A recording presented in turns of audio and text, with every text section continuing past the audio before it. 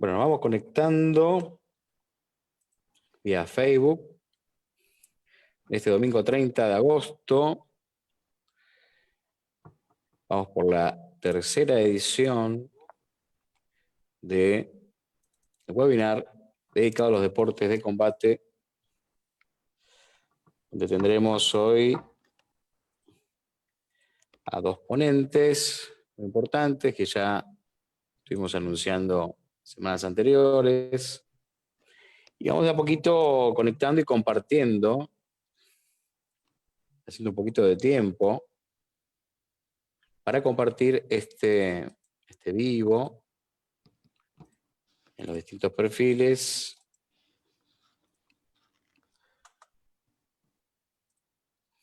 de los profesionales y también de la página de la Asociación Argentina de Artes Marciales Mixtas, que es quien ha cedido el espacio en estos últimos fines de semana. Y ahí les comparto a los doctores, a los compañeros, el link. Ya estamos en vivo en la página de Maxi Marone, que hoy me acompaña. Estamos en vivo en la página de Dr. Jorge Vizcaya. Estamos en vivo en la página de la doctora Maricel Silio. Y vamos a estar en vivo en segunditos en la página de la Asociación Argentina de Artes Marciales Mixtas. ¿Sí? Haciendo un poquito de tiempo, porque bueno, hoy la tecnología nos falló como pasa. Y ahí me decía Maxi que debe andar mal internet, debe andar mal Facebook, ¿no? Me decías Maxi vos un ratito. Sí, exactamente. Tenías ahí, sí, ¿no? Sí, yo no estoy pudiendo, está medio lento. Está lento, sí. Puede ser. Mucha gente viendo Netflix, me parece, ¿no? Hoy domingo. Sí. Pero está el día hermoso para salir. Claro, ¿viste? Pero bueno, algunos se tiran la chanta, que querés estar en casa ahí descansando un poquito. Pero bueno, acá estamos, y ya ahí los amigos se van sumando a este vivo, que como les comentaba, bueno, ahí ya les pasé el link, así pueden ir compartiendo mientras se va reuniendo el público. El público que está ahí presente también, por favor, que comparta este vivo. A ver. Bueno, ya estamos en la asociación, ya estamos en varios lugares. Perfecto. Bueno, a ver acá. Ahí está conectado también el licenciado Pablo Miranda. Alejandro Velatines también está conectado. Y bueno, primero le quiero dar la bienvenida a mi compañero Maximiliano Marón. ¿Cómo estás, Maximiliano? ¿Cómo estás, Martín? Doctores. Bien. Buen día. Y por supuesto, presentarles, no sé, hay algo que en la configuración hoy me parece que no estamos todos saliendo en el mismo plano. No sé por qué. Pero bueno, y hoy tenemos la ponencia, ¿sí?, de la doctora Maricel Silio, cardióloga, que está con nosotros hoy. Maricel, ¿cómo estás? Bienvenida. Gracias, bienvenidos a todos y gracias por la invitación, tanto a Jorge como a Martín y a la asociación. Por favor, gracias a vos por tu tiempo. Sabemos que también estabas a las corridas, a pesar de que es domingo, pero bueno, uno trabaja todo el tiempo, es así, el que trabaja todo el tiempo está a full. Y tenemos también al mentor de todas estas jornadas, que es el doctor Jorge Vizcaya. Jorge, ¿cómo estás? Bienvenido. ¿Cómo estamos? ¿Todo bien? Muy positivos y de verdad que muy contentos por todo lo que hemos logrado hasta ahora y la participación de muchas personas que se han ido sumando de a poco a este movimiento. Exactamente, ha sido un gran logro también y un esfuerzo de cada uno de los ponentes que han cedido su tiempo, ¿sí?, para tratar todos estos temas que son tan importantes para los deportistas y de gran ayuda. Así que bueno, estamos muy felices todos y lo tenemos al compañero Fabián Ambrosetti, no presente, pero está presente, que seguramente más tarde se va a conectar al final de la charla, igual vamos a recibir sus consultas y preguntas. Bueno, ¿les parece bien si arrancamos este webinar? Vamos. ¿Sí? Bien, les voy a pedir que tanto Jorge como Maxi vamos a apagar nuestras cámaras y vamos a dejar a la doctora, que va a ser la primer ponente, libre para que ella realice su ponencia. Así que apagamos las cámaras. Ahí estamos. Todo tuyo, Maricel, decime. Para compartir, Ahí está, a ver, dame un segundito. Ahí, porque habíamos hecho otra configuración del Zoom, ¿cierto? Ahí estás. Bueno. Listo. Ahí arrancamos, yo les aviso, yo ya veo la publicación, vos avísame cuando Sí, se perfecto, vea. estamos muy bien ahí, ¿eh? Bárbaro. ¿Estamos bien? Perfecto, bueno, soy genial. Arrancamos, cualquier consulta me vas interrumpiendo, Martín, o lo que necesiten, si no a lo último hacemos preguntas. ¿Cómo no? Bueno, un placer. gracias. El tema, como bien dijo Martín, yo soy cardióloga deportóloga, especialista en rehabilitación cardiovascular y en cesación tabáquica. Hoy lo que nos une en la charla del cierre de la tercera jornada es el aspecto cardiológico en cuanto al deporte y al retorno en los deportes de combate. Vamos a hablar un poquito de todo lo que genera este aislamiento social prolongado por el cual estamos transitando y cómo deberíamos prepararnos para el retorno deportivo.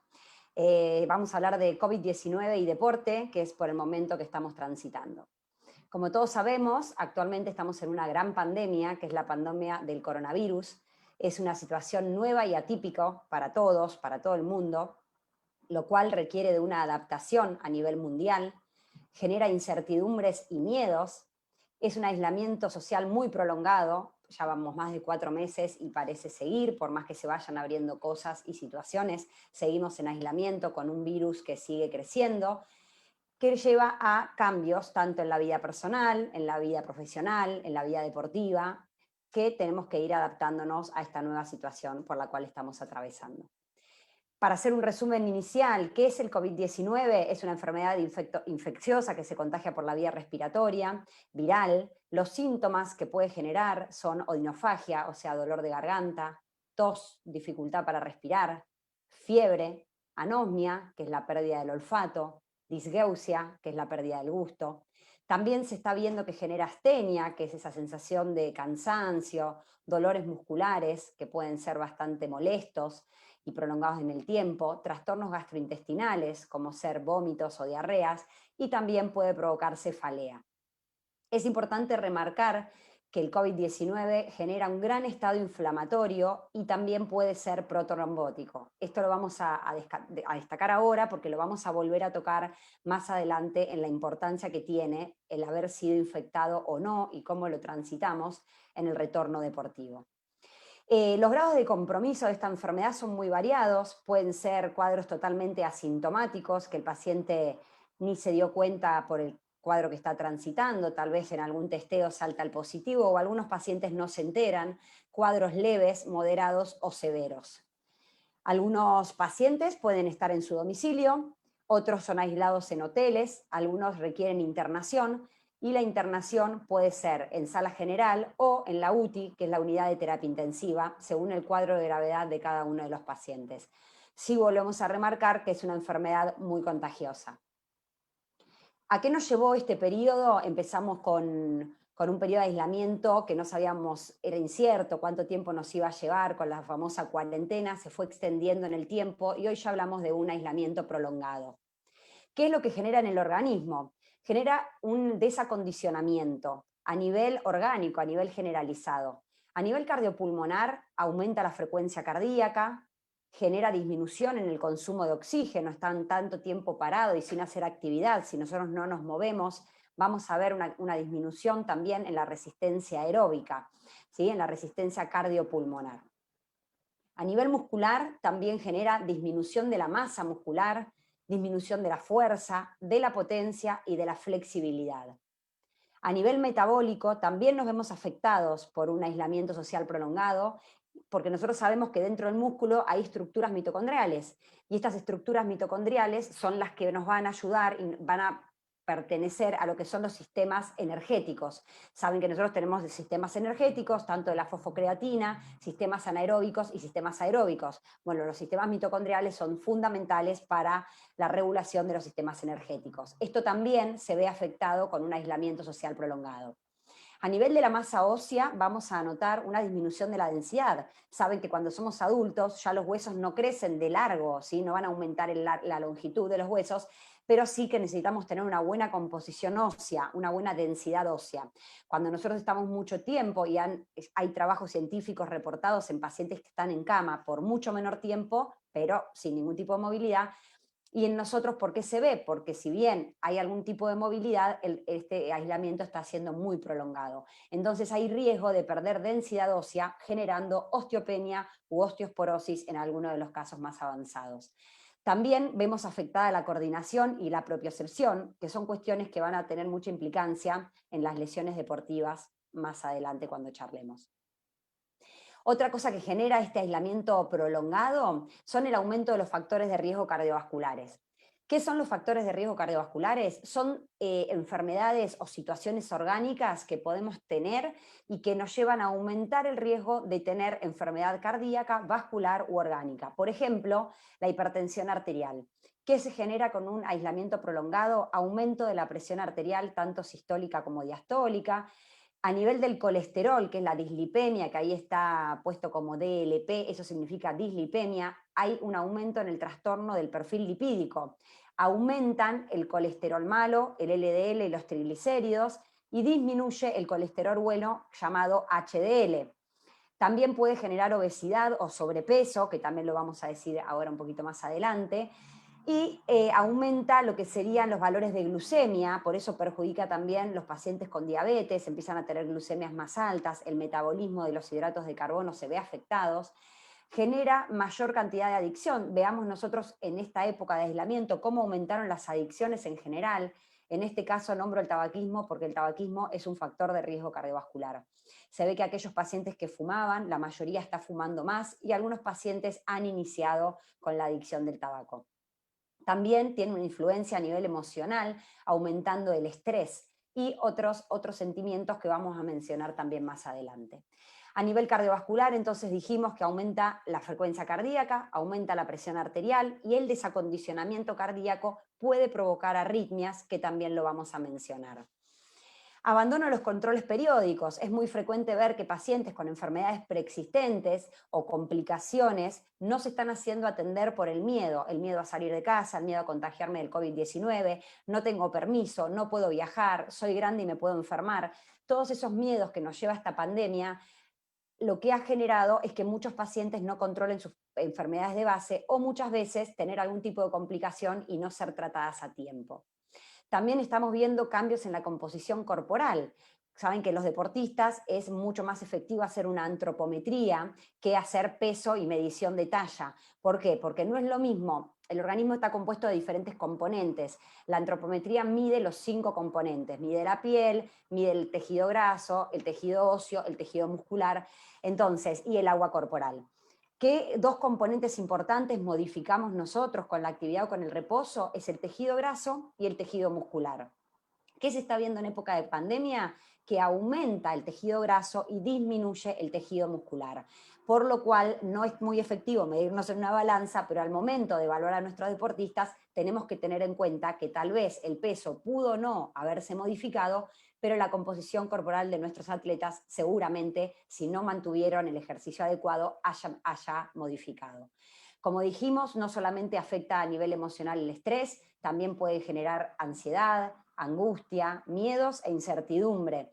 Sabemos que la actividad física es promotor del estado emocional, por lo cual el no hacer actividad, sumado a todo el miedo de la infección que estamos transcurriendo y al aislamiento, pérdida de trabajo, reducción de trabajo, no poder ver a nuestros seres queridos, generan un montón de sentimientos que son contraproducentes para la salud física también.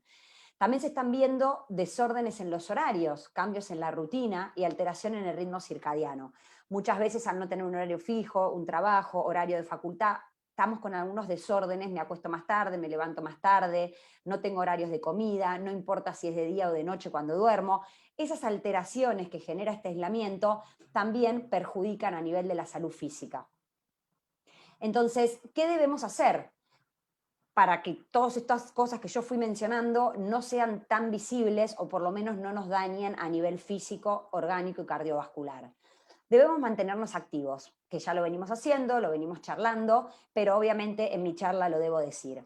Mantenernos activos en casa, no es lo mismo estar en un departamento que estar en un lugar con casa y parque al aire libre. A lo que tengamos nos tenemos que adaptar. En las mejores condiciones, hacer actividad aeróbica, que es lo que mayor rendimiento cardiovascular nos va a dar.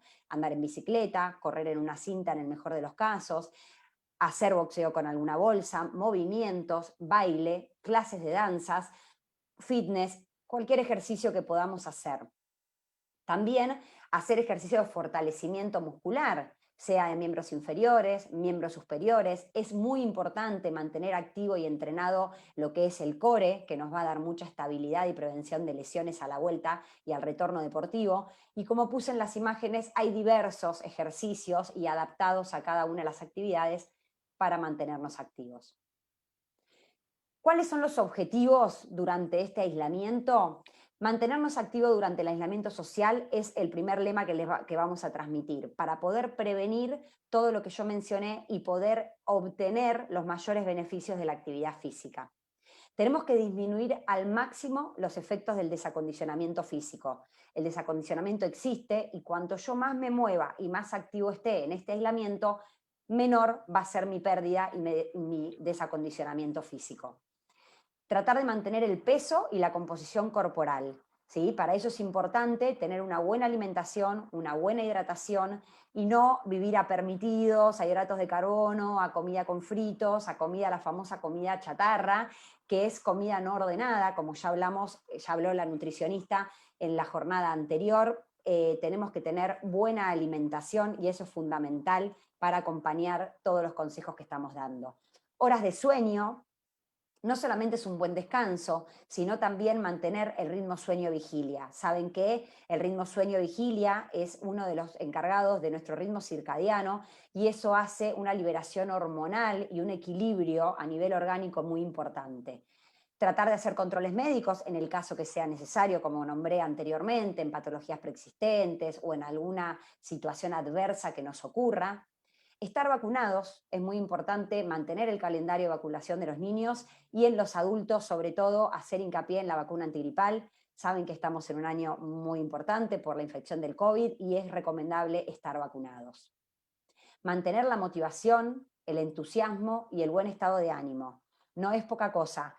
La salud mental y la salud física están íntimamente relacionadas, como también habló la licenciada Mariela Cabache la jornada pasada. La parte psicológica tiene mucha implicancia en nuestro cuerpo, por lo cual debemos mantener un equilibrio físico y mental.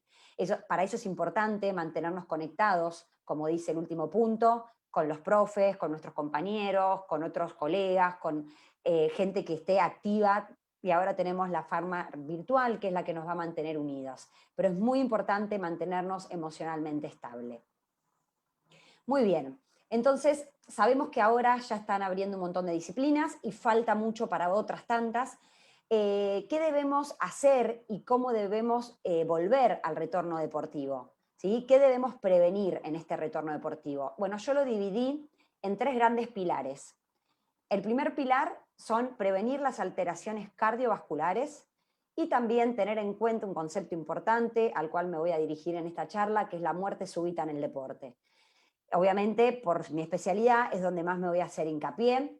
Por otro lado, hay que prevenir la enfermedad por coronavirus, porque sabemos que todavía continuamos en etapa de infección.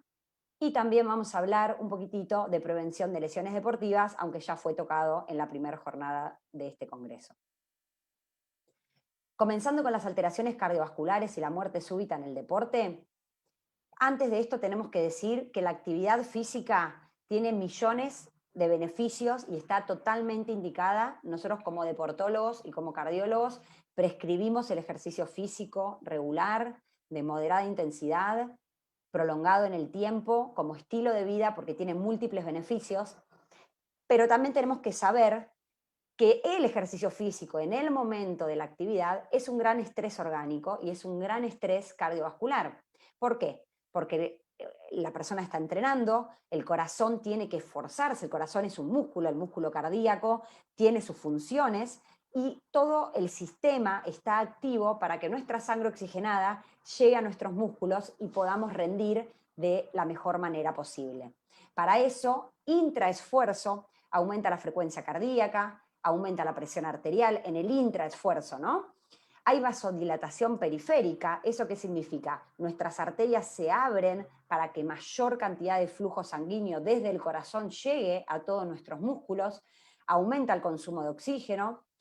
FEI y volumen minuto es que aumenta la fracción de eyección, o sea, la contractilidad y la cantidad de sangre eyectada por el corazón por minuto aumenta, obviamente.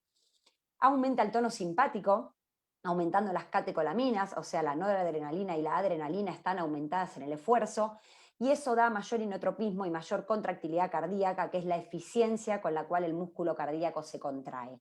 Entonces, si sabemos que el ejercicio físico es un estrés al corazón, ¿qué puede generar? Si yo tengo algún trastorno cardiovascular, estoy muy desentrenado o tengo alguna instancia que por ahí no pesquisé, ¿qué puede generar ese estímulo que yo estoy nombrando ahora en nuestro corazón? Bueno, puede generar un aumento de las catecolaminas, como dijimos, y por diferentes estímulos que no van al caso, pues son muy técnicos, pueden provocar, ¿sí?, una arritmia a nivel cardíaco, entre ellos la famosa taquicardia ventricular o fibrilación ventricular, que son las causantes de la muerte súbita en el deporte. Entonces, no es para asustar, simplemente para que después charlemos un poquitito de la importancia de la evaluación preparticipativa. Y mucho más sabiendo que estamos con un desacondicionamiento, como mencionamos recién. Entonces, es súper importante hacer chequeos médicos preparticipativos. Muy bien, vamos a empezar a entrenar, vamos a empezar a competir, de a poquito vamos a ir flexibilizando según la pandemia cuando nos vaya permitiendo, pero nosotros nos tenemos que ir preparando para eso. Por eso estas charlas, por eso la webinar, por eso los congresos multidisciplinarios, donde cada profesional podemos brindarle consejos sobre la importancia de que el deportista se cuide y de que trabajemos en equipo.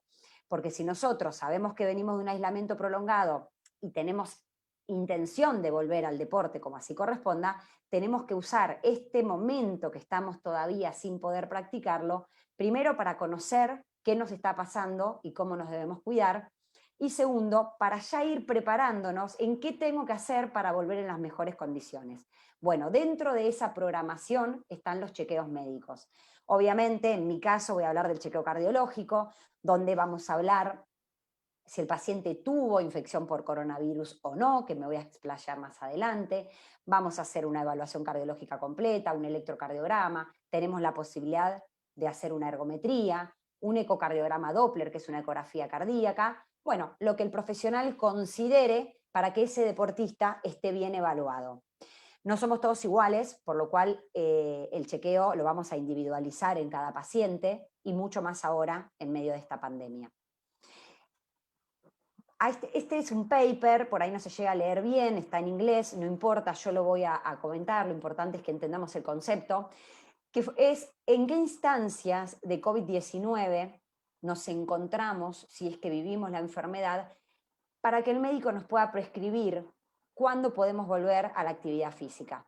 No es lo mismo haber sido, dentro de las infecciones, por supuesto, haber sido asintomático y haberlo transitado en casa, que haber estado internado en el hospital y haberlo pasado en forma moderada, o que haber estado en una terapia intensiva y haber pasado un cuadro de COVID severo, como puede ser una neumonía bilateral, como puede ser alguna trombosis, tanto coronaria, cerebrovascular, pulmonar, o como puede ser la patología que hoy me une acá a la charla, que es la famosa miocarditis, que no sé si escucharon hablar, pero el corazón es un órgano de choque del COVID-19, no siempre, por supuesto, pero los estadios más inflamatorios puede provocar una inflamación del músculo cardíaco que se llama miocarditis. Si esa enfermedad se da, obviamente son cuadros que hasta demoran 6 meses en poder retomar las actividades deportivas, porque como el corazón se inflama, el músculo cardíaco se inflama, puede provocar arritmias y puede provocar la muerte súbita en el deporte. por lo cual está contraindicada la actividad física en pacientes con COVID grave, por supuesto, o que hayan tenido secuelas cardiológicas. ¿Quién se encarga de ver esto? Por supuesto que es el médico y obviamente los chequeos preparticipativos. Entonces, los chequeos médicos son no solo recomendables, sino diría yo obligatorios, y la evaluación personal de cada deportista y también hoy por hoy en nuestra nueva historia clínica vamos a tener que readaptar la historia en la incorporación de todo lo que tiene que ver con la enfermedad de coronavirus. Hablando un poquito de qué es la muerte súbita en el deporte, bueno, es una muerte natural que puede estar precedida o no de síntomas previo a la pérdida del conocimiento, al fallecimiento del deportista.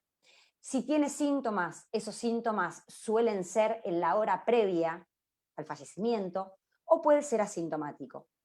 Puede producirse en presencia o no de enfermedad cardíaca conocida. Muchas veces, generalmente el deportista piensa que era sano y nunca había tenido nada, pero generalmente la muerte súbita puede ser la primera expresión de alguna enfermedad no conocida. Lo que sí sabemos es que el momento y la forma de fallecimiento de ese deportista es inesperada. Suele ocurrir durante la práctica deportiva o en la hora posterior. Por ejemplo, terminaron de hacer la actividad o los entrenamientos, están charlando, están tomando algo, están en el vestuario. En la hora posterior también se considera como muerte súbita en el deporte. Sabemos que la muerte súbita en el deporte, en los deportistas jóvenes, hablamos entre 13 y 35 años, es un evento de baja incidencia. Sí, estamos hablando de un 0,5 a 2 cada 100.000 atletas por año. Este es un valor a nivel internacional. Yo pertenezco a SADEC, que es la Sociedad Argentina de Electrofisiología Argentina, que con el doctor Gant López a cargo estamos haciendo un trabajo científico sobre el real valor y la cantidad de muerte súbita en Argentina, y está en estudio. Empezamos en el año 2018, ya vamos 2 años del estudio, la idea es seguirlo en el tiempo para que estos valores después pasen a ser realmente el porcentaje que en Argentina tenemos de muerte súbita en el deporte. Así que bueno, es un estudio muy interesante que nos va a dar un poco más de información. Pero si comparamos, si bien es de baja incidencia, si comparamos esa población de 13 a 35 años entre deportistas y no deportistas, vamos a ver que entre los deportistas es más del doble que los no deportistas, por lo cual se ve que el deporte sí, como mencionamos antes, es un gran gatillo frente a una enfermedad predisponente, por supuesto. Bueno, es poco frecuente que ocurra, pero cuando ocurre realmente es una situación trágica. ¿Por qué? Porque es de gran impacto social. Obviamente estamos en un ambiente aparentemente sano, en un deporte, puede ser gente grande o gente chica, pero se ve mucho también en la gente joven, como dijimos, suelen ser individuos aparentemente sanos que da un gran impacto a nivel social. Entonces, ¿qué tenemos que hacer para hacer una prevención de la muerte súbita? Chequeos médicos. Si bien la muerte súbita no se puede prevenir en el 100% de los pacientes, porque hay patologías muy agudas que cuando yo estudio al paciente todavía no están visibles, o porque hay cierta patología que no se puede diagnosticar, ¿sí? La mayoría de las enfermedades que predisponen a la muerte súbita sí que se pueden diagnosticar y sí que se puede tomar algún tipo de decisión para prevenir que ese deportista sufra una complicación mayor. Entonces repetimos que el ejercicio físico implica un gran estrés al organismo, por lo cual toda persona deportista debería presentar una evaluación médica completa previo a la realización de la actividad física, para quedarnos tranquilos que estamos bien y ahí sí, por supuesto, disfrutar de todos los beneficios múltiples que tiene el deporte. Bien, hablando un poquito del tratamiento de la muerte súbita en el deporte. ¿Hay tratamiento? Bueno, sí, hay tratamiento. Es tratar de reanimar a nuestro paciente para poder tener un éxito, en el mejor de los casos, que el paciente recupere el pulso, la respiración, por lo cual recupere la vida y podamos salvar a ese deportista. Entonces, ¿qué debemos hacer para estar capacitados en tratamiento de una muerte súbita? Es la reanimación cardiopulmonar. Todos escucharon hablar de RCP, ¿sí? RCP son las siglas, reanimación cardiopulmonar. Tiene que estar la reanimación en el sitio de entrenamiento y de competencia. Ustedes saben que la muerte súbita en el deporte se genera por una arritmia, como les mencioné, taquicardia ventricular o fibrilación ventricular. Y eso lo único que podemos hacer es reanimar hasta que llegue el desfibrilador, que el desfibrilador, por medio de un choque eléctrico, va a ser el que nos saca de esta tormenta eléctrica que estamos teniendo, de esta taquicardia ventricular o fibrilación ventricular, reseteando al corazón para que nuevamente vuelva a latir en su ritmo normal. Posteriormente, teniendo éxito, derivamos al paciente, si pudimos salvarlo, a un ámbito hospitalario. Pero entonces, para ser efectivos, ¿qué requerimos? Requerimos, y esto es un consejo, que todos los deportistas y que todos los cuerpos técnicos, entrenador, profesor, ayudante de campo, lo que fuera en todo el entrenamiento, deben estar capacitados en técnicas de RCP. O sea, debemos saber qué hacer frente a un paciente en paro cardíaco. El médico que está también en el lugar de entrenamiento, en el club o en el lugar de combate, debe estar entrenado para poder hacer RCP y saber utilizar el desfibrilador. Los clubes deberían tener el desfibrilador, que es el DEA, que es el desfibrilador externo automático. Dentro de los clubes, eso llamamos clubes cardioprotegidos. Ustedes saben que hay un montón de estadios, hay un montón de clubes que ya tienen los DEA. Bueno, eso sería lo ideal porque, como vamos a ver, cuanto antes venga la llegada del desfibrilador, antes vamos a poder hacer el choque eléctrico y mucho mayor tasa de éxito vamos a tener con nuestro deportista. Obviamente tenemos que activar el sistema de emergencia apenas detectamos que un paciente está sufriendo un paro cardíaco, porque tenemos que pedir una UTIM, que es una unidad de terapia intensiva, donde va a venir la ambulancia equipada con nuestro desfibrilador, si es que no contamos con desfibrilador en el club. Es fundamental. Yo cuando hago los cursos, damos las charlas y los cursos de RCP, hacemos mucho hincapié en cómo activar un sistema de emergencia. Yo puedo ponerme a comprimir un paciente y si nunca activé el sistema y nunca me llega el desfibrilador, no voy a tener éxito, me voy a terminar agotando como operador y mi paciente no va a poder salir del cuadro. Entonces, qué importante es, antes de ponerme a trabajar con el paciente, activar un sistema de emergencia. Por ejemplo, tengo desfibrilador, le digo a cualquiera de mis compañeros, trae el desfibrilador, yo me pongo a comprimir. ¿Sí? No tengo desfibrilador, activa bueno, depende de dónde estemos, el 107, bueno, el número que nosotros digamos para la ambulancia, pero digan que hay un paciente en situación de paro cardíaco y que traigan un desfibrilador. Porque muchas veces activan una ambulancia con la situación de nervios, viene el médico, no trae desfibrilador y viene con la valijita y somos más de lo mismo, pero no tenemos el elemento fundamental que es hacer la desfibrilación en el campo de juego o de entrenamiento. Acá estoy mostrando cómo hay que capacitarnos con técnicas de RCP. Lo más importante, y no podemos dejar de no mencionarlo, es la compresión. Nunca vamos a hacer mal, ¿no? Pero cuanto mejor nosotros sepamos, cuanto más técnica tengamos, mejor va a ser la manera de reanimar a mi paciente y más efectiva va a ser esa compresión cardíaca. En ese momento el paciente está en paro, por lo cual mi compresión es la que va a estimular la compresión y descompresión del corazón y va a hacer que la sangre de ese deportista esté circulando. ¿Para qué? Para que cuando llegue el desfibrilador, el choque eléctrico sea efectivo. Y como ven en la pared está la cajita con el DEA, que es el desfibrilador externo automático, donde ustedes lo pueden tomar y lo pueden utilizar. Bien, muchos se preguntarán, ¿cómo hago para usar el desfibrilador? El que está capacitado básicamente lo sabe y el que no, mi idea es transmitírselo. El DEA justamente es para uso poblacional, o sea, no hace falta ser médico para usar un desfibrilador externo automático. Simplemente hay que animarse y para animarse hay que saber o estar capacitados porque ya la situación es una situación de riesgo, donde nos lleva a miedos, a estrés, a incertidumbres, y si no estamos capacitados, obviamente nos vamos a paralizar. ¿Qué tenemos que hacer? Tenemos que tomar el desfibrilador, prenderlo con el botón de inicio y directamente el desfibrilador empieza a hablar y les aseguro que nos guía en todo lo que tenemos que hacer. Lee el ritmo, dice si hay que corrernos para que dé el choque eléctrico, o sea, absolutamente todas las funciones nos las indica la voz del desfibrilador. O sea que nosotros tenemos que comprimir y escuchar lo que nos dice el desfibrilador y simplemente el desfibrilador se va a encargar de hacer el choque si es necesario. Y por supuesto después seguimos comprimiendo, por lo cual debemos capacitarnos en técnicas de RCP y de desfibrilación. ¿Cuál es la cadena de supervivencia? Primero, el reconocimiento temprano y activación, como digo, del sistema de emergencia. Reconozco que tengo un deportista en situación de riesgo, activo el sistema de emergencia. Posteriormente, RCP precoz. ¿Qué significa eso? Empiezo a comprimir, compresión cardiotorácica, lo antes posible. Llega el desfibrilador, choque eléctrico. Si el desfibrilador lo tengo muy a mano, apenas llega el desfibrilador, sepan que en deporte siempre se usa primero el desfibrilador y después se comprime. Por supuesto que si no, comprimo hasta que llegue el desfibrilador.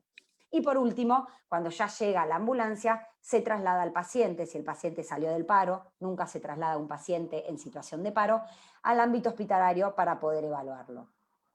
Bien, un concepto súper importante es que por cada minuto que pase de paro cardíaco disminuye un 10% la posibilidad de sobrevida. Entonces, si yo pasaron 10 minutos, tengo 100%, o sea, ya redujo el 100% la posibilidad de éxito, o sea, no tengo posibilidad de que mi paciente revierta su paro cardíaco. En cambio, si yo traigo un desfibrilador, ¿sí? Yo tengo que poder hacer la compresión torácica para que mi desfibrilador sea efectivo. ¿Qué gano yo comprimiendo?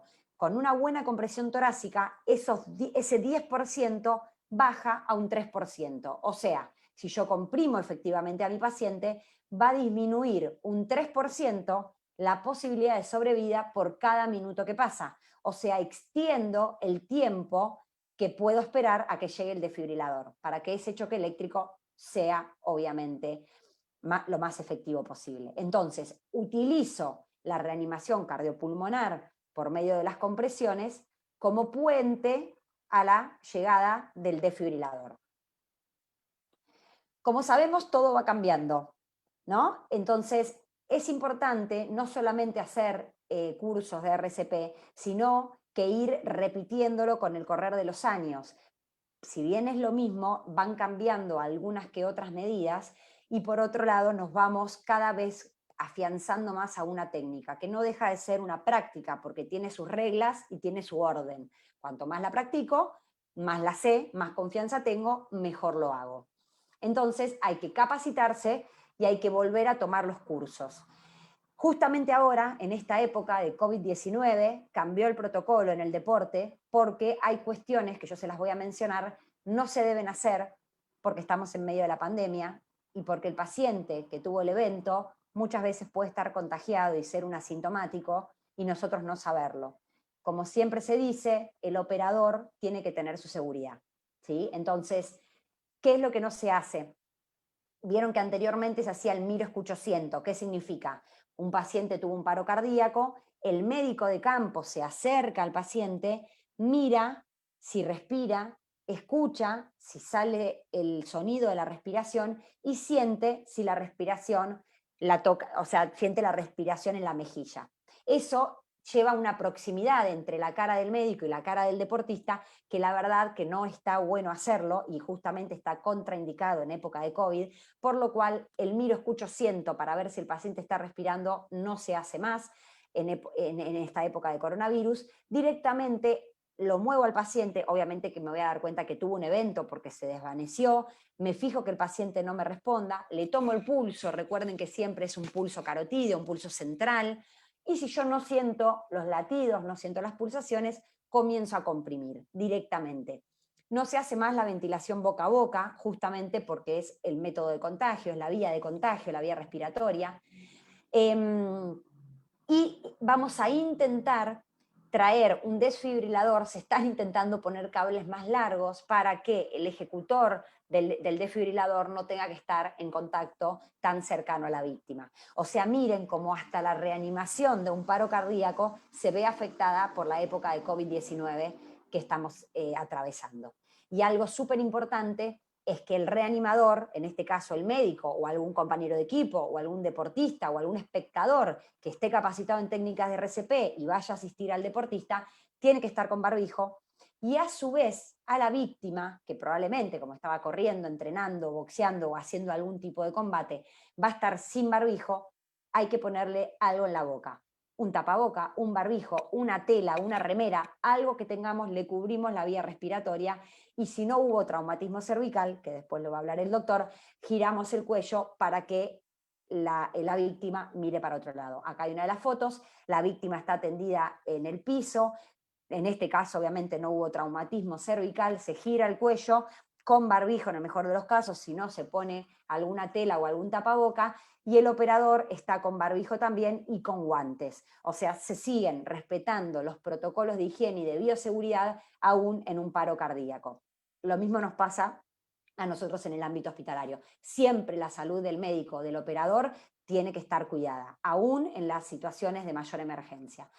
Ahí nuevamente lo puse en forma de gráfico, se activa el sistema de emergencia, se empieza a comprimir, llegada el desfibrilador con cable largo y obviamente utilización de barbijo o guantes y lavado de manos con alcohol en gel posterior a la reanimación. Bien, eso era uno de los pilares que habíamos dicho, prevención de enfermedades cardiovasculares, evalúo si mi paciente tuvo COVID-19, ¿cuánto tiempo va a poder volver al retorno deportivo? Depende cómo transitó la enfermedad, si es que la tuvo.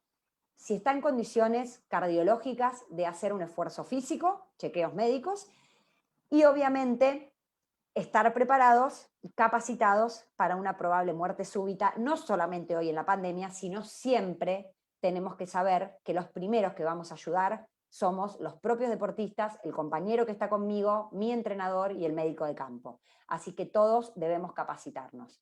Así que el que no lo hizo es un incentivo para que lo pueda hacer para lo que nos viene para acá en adelante.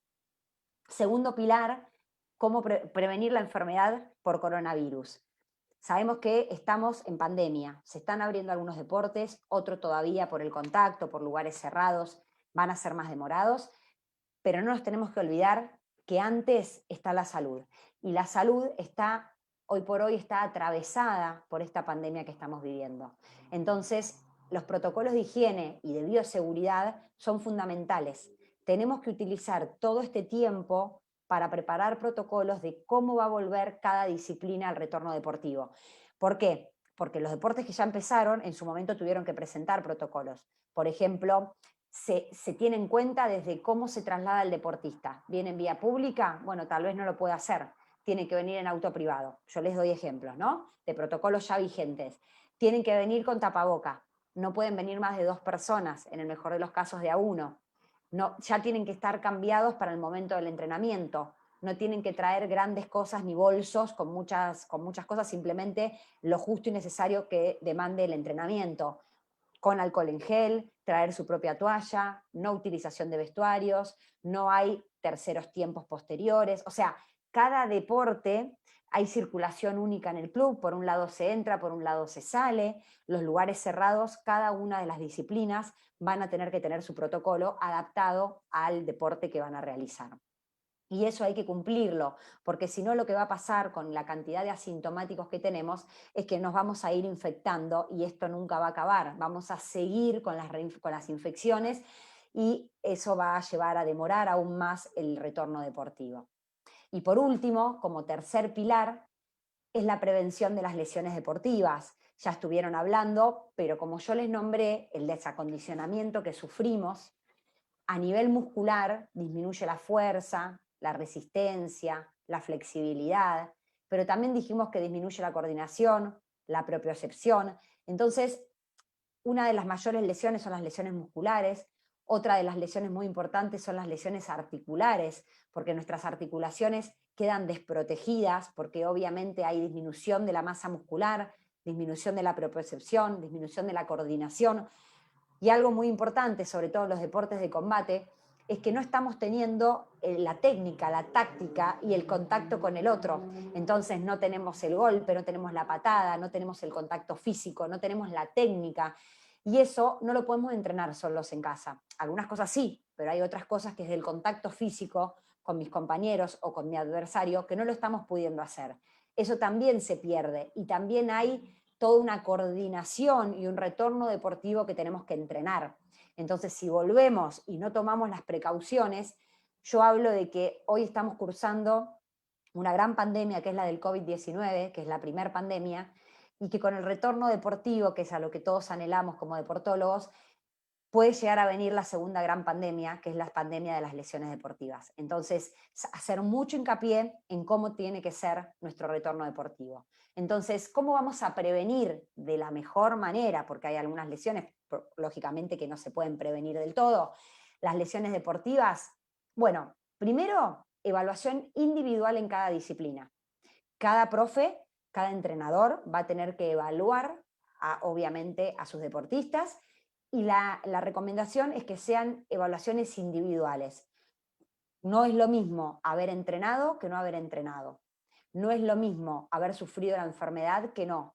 No es lo mismo haber perdido un familiar en época de pandemia que no, porque el aspecto emocional implica y tiene mucho que ver con las lesiones deportivas.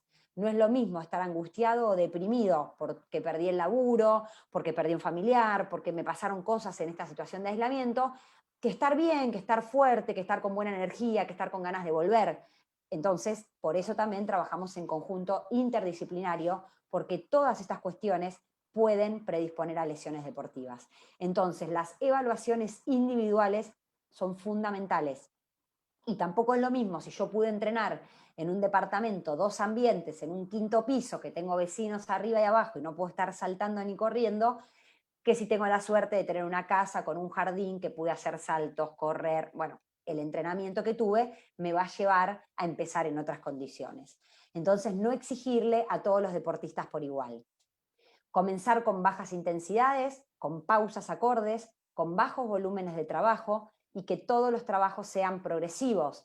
Eso va a hacer que nuestro sistema cardiovascular pueda adaptarse al esfuerzo y podamos ir recuperando de a poquito todas las cualidades que yo les mencioné que se perdieron o se van perdiendo o van disminuyendo en este aislamiento social prolongado. Y por último, tratar de retrasar las competencias. Tiempos mínimos, mínimo tiene que ser un mes, no menos de 4 semanas para competir, porque tenemos que readaptar al organismo y volver a recuperar las condiciones de este desacondicionamiento físico. Y para ir terminando, me planteo una pregunta, pero en realidad me la planteo porque me la plantearon a mí en varias charlas, si se puede entrenar con barbijo. Bueno, la respuesta es depende de qué tipo de actividad. Si vemos como en la primera foto donde vamos a salir a caminar, o tal vez podemos hacer un pedaleo suave en bicicleta o alguna actividad de baja intensidad, sí. No solo que se puede, sino que está indicado hacerlo con barbijo.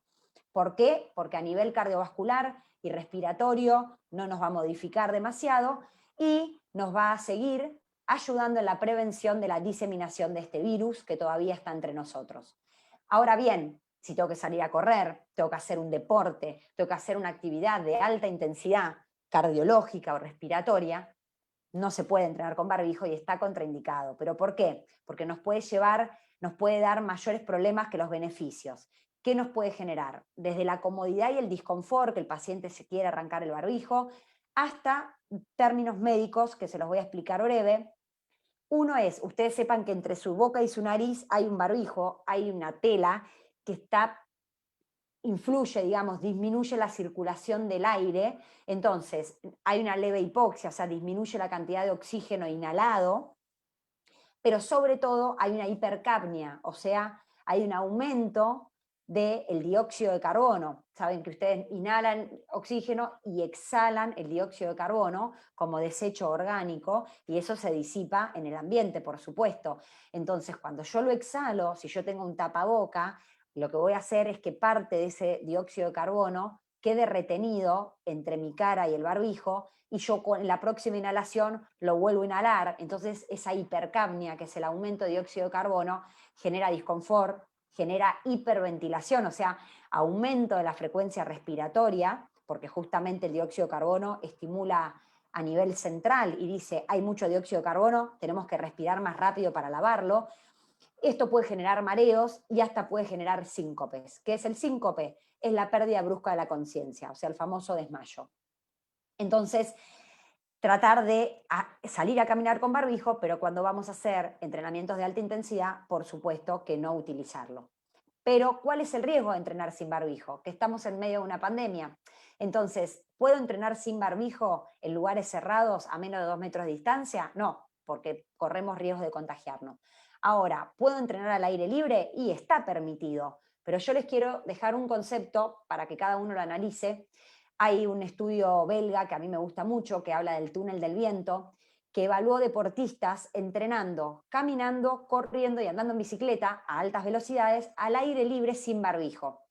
y se los represento en esta diapositiva, que es, nosotros estamos inhalando y exhalando la oxigenación, pero cuando yo hago una actividad de alta intensidad, voy a hiperventilar, o sea, voy a respirar más rápido. ¿Por qué? Porque estoy entrenando, lógicamente, es una adaptación.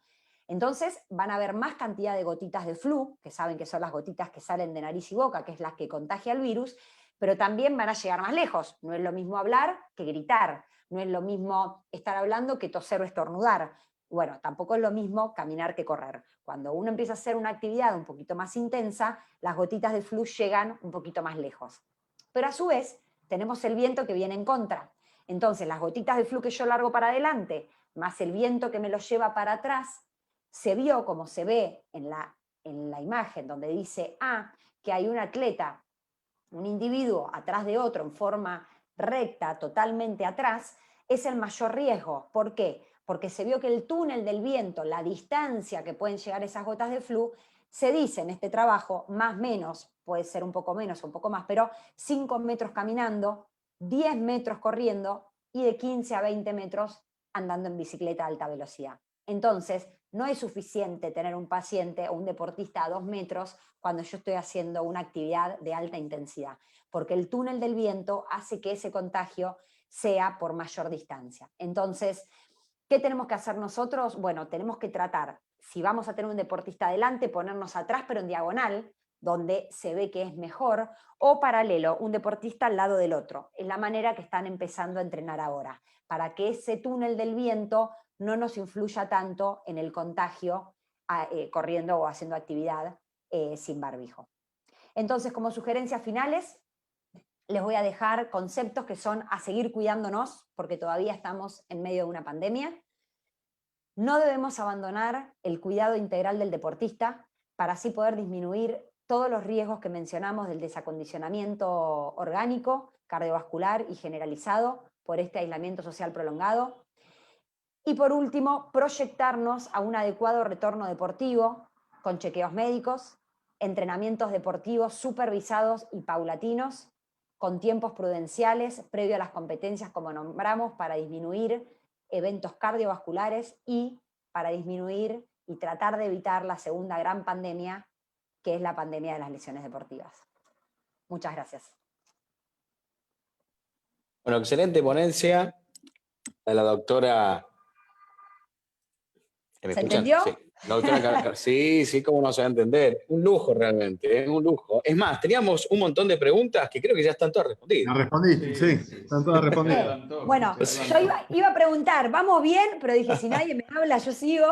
Vos viste que estábamos calladitos, así que les quiero recordar a quien se haya enganchado un poquito más tarde que estamos con la doctora Maricel Silio, cardióloga deportóloga, especialista en rehabilitación cardiovascular y sedación tabáquica, y que dio una ponencia increíble, ¿sí? Que has tocado, pero todos los temas, creo, realmente.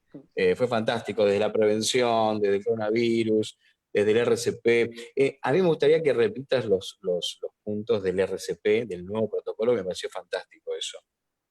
¿Querés que lo repita ahora, de reanimación cardiopulmonar? Sí, tirame un poquito cómo eran las modificaciones que se hicieron. Bueno, sabemos que con el coronavirus tenemos que prevenir, obviamente, la infección, y un paciente con un paro cardíaco sigue contagiando.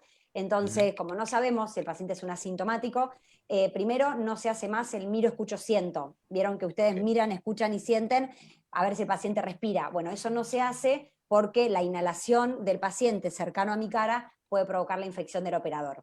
Entonces, ¿qué hacemos? Vemos si el paciente responde, lo movemos, lo llamamos, tomamos pulso carotídeo, que es el pulso central. Si no siento pulso, empiezo directamente a comprimir, y no se hace más respiración boca a boca, justamente por lo mismo, por lo cual comprimimos, pero previo activamos sistema de emergencia. Entonces, llego, veo al paciente desvanecido, a mi deportista, no responde, le digo a alguien, trae el desfibrilador o activa el sistema de emergencia, para que llamen a la ambulancia y vengan con el desfibrilador. Como explicamos, la primera causa es la arritmia ventricular, y si nosotros no desfibrilamos, podemos comprimir todo el día, que no vamos a tener éxito, claro. Pero utilizamos la compresión para estirar el tiempo a la llegada del desfibrilador. Cuando llega el desfibrilador, conectamos al paciente y escuchamos lo que dice el desfibrilador. el desfibrilador nos guía, que es el desfibrilador externo automático, o si llega la ambulancia, el médico lo utiliza, por supuesto. Y bueno, comprimimos, desfibrilamos, hasta, bueno, esperemos tener pulso nuevamente y poder trasladar al paciente a un segundo nivel. Y como importante, el operador sea, porque puede ser el médico o puede ser un compañero. Entonces el compañero se tiene que ir a poner un barbijo. El operador, barbijo, y al paciente, si no tuvo trauma cervical, se gira el cuello, si tuvo trauma cervical no, como va a explicar el doctor posteriormente, y le colocamos un barbijo, un tapaboca o una remera. Lo que tengamos se le coloca en la vía respiratoria. Esas son modificaciones que surgieron ahora en lo que es RCP en el atleta en época de pandemia. Bien, perfecto. No, me pareció fantástico eso. Maxi o Jorge, ¿quieren hacer alguna pregunta? Si es que tienen, porque realmente todo bien maravillado. Todo está muy claro, creo que hay que felicitarla. De verdad que no esperábamos menos y sabíamos que ella nos iba a sorprender con algo de esta calidad. Y de verdad Gracias, que te felicito Jorge. muchísimo y sabíamos que ibas a dar un aporte de este tipo. Gracias. ¿Verdad? ¿Maxi? No, es que yo tenía un montón de preguntas, pero la realidad que las respondió todas, o sea, sin preguntarle. La verdad es esa. No lo sabía, ¿eh? No, por eso. Bueno, realmente fue algo muy, muy, muy completo, así que realmente te felicitamos nuevamente por este gran aporte, ¿sí? De muchos que están viendo este webinar en este momento y de los que lo verán seguramente en la grabación posterior. Bueno, lo invitamos al doctor Jorge Vizcaya, le agradecemos muchísimo la participación a la doctora Maricel Sirio. Vuelvo a repetir, cardióloga, deportóloga, especialista en rehabilitación cardiovascular y sedación tabáquica, que tuvo esta ponencia maravillosa, super plus cuan perfecta, realmente nos gustó muchísimo.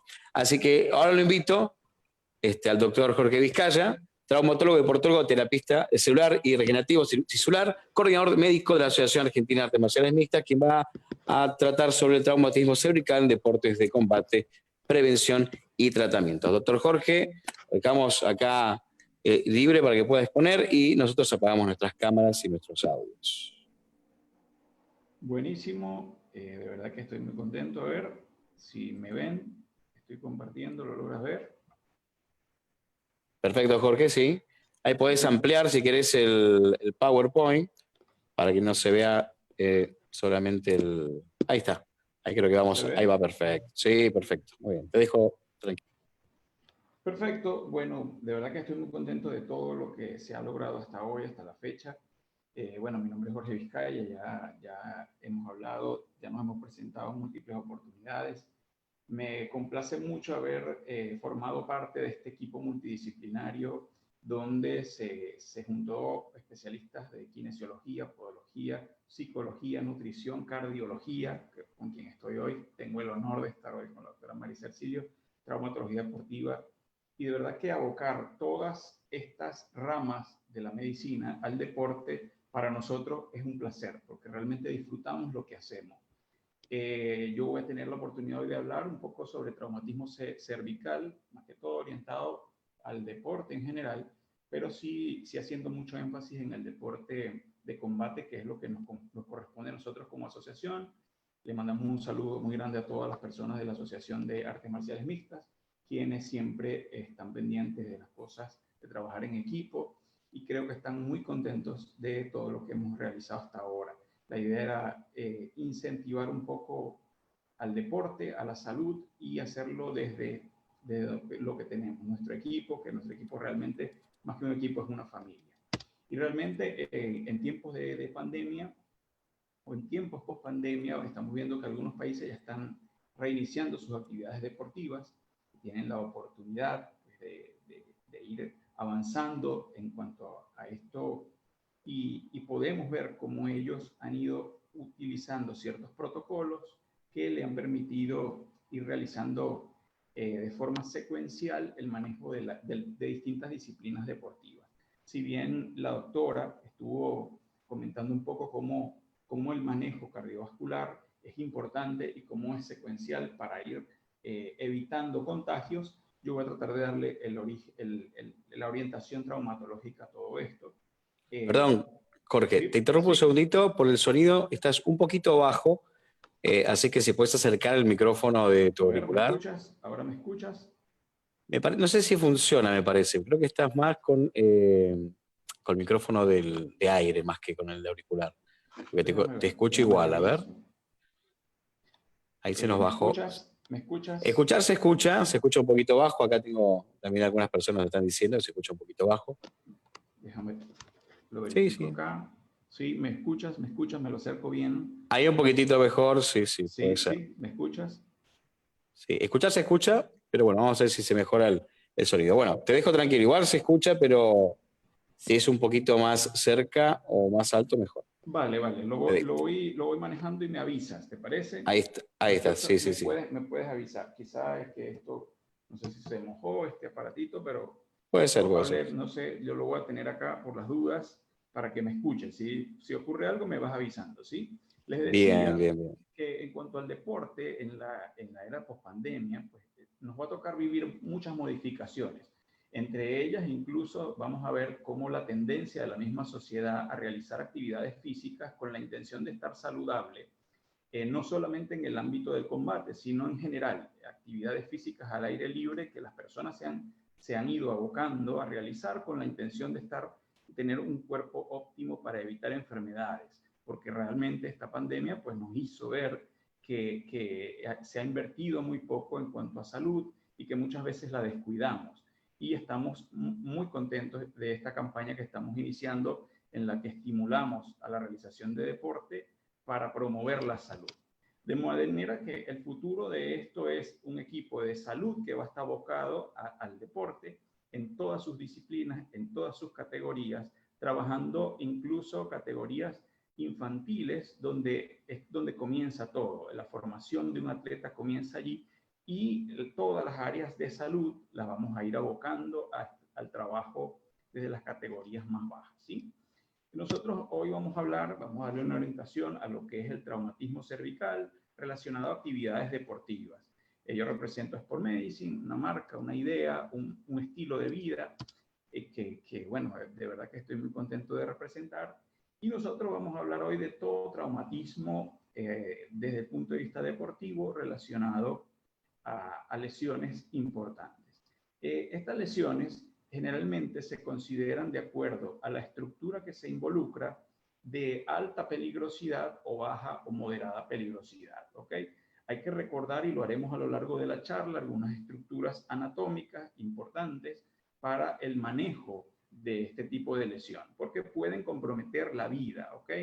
Entonces, lo que nos describe la medicina deportiva son tres grandes grupos donde la incidencia y la peligrosidad del traumatismo cervical es mayor, es moderado o es menor. El primer grupo está conformado por todo aquel deporte que se considere de contacto, que tenga muy altas velocidades y que utiliza generalmente dispositivos de transporte, entre ellos patines, ciclismo, automovilismo, motociclismo y deportes extremos o inclusive el surf. Solamente hay dentro de este grupo que tiene alta incidencia de lesiones cervicales y que cuando ocurren son muy graves, solamente hay un grupo que no tiene dispositivos de transporte y es el rugby, ¿no? ¿Por qué? Porque este tipo de atleta está sometido a altas cargas o altas potencias a nivel de cuello, a nivel de cabeza, y estas pueden generar